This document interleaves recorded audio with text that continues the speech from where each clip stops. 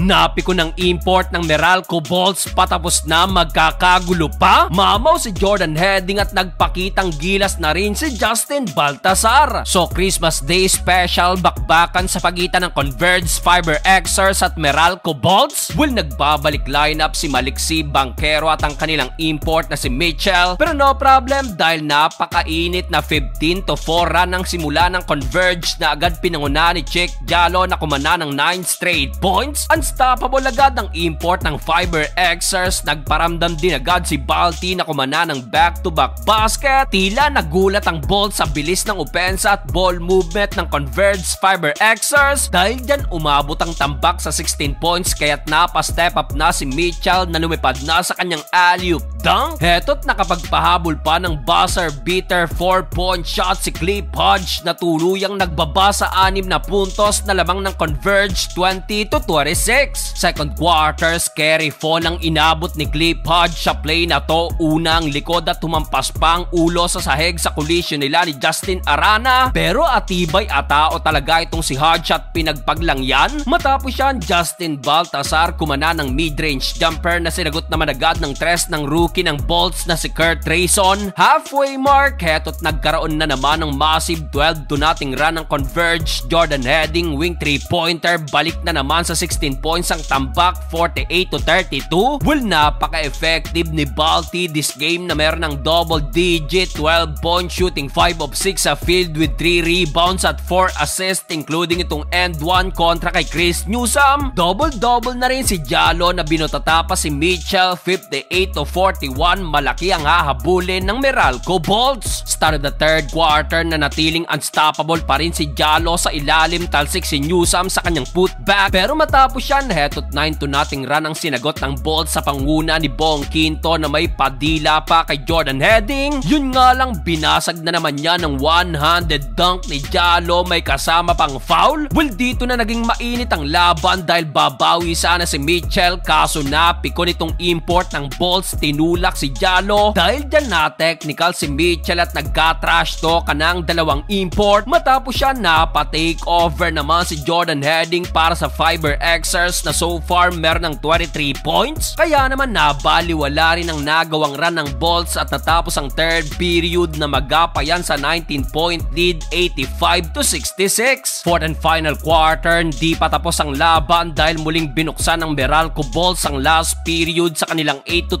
run. Pero right away, heto na naman si Jordan Heading, pamatay sunog, another 3-point shot. Sa ikalawang pagkakataon, nilamon ulit ng buo ni Justin Baltazar ang depensa ni Chris Newsom. Well, sa laki ng lamang ng Converge, nahirapan na ring makabalik pa ang Meralco Bolts. Pero magkakagulo pa sa dulo sa tindi ng trash talk ni Jalo, Almasan at Newsom. Sa uli, panalo pa rin ng Fiber Xers.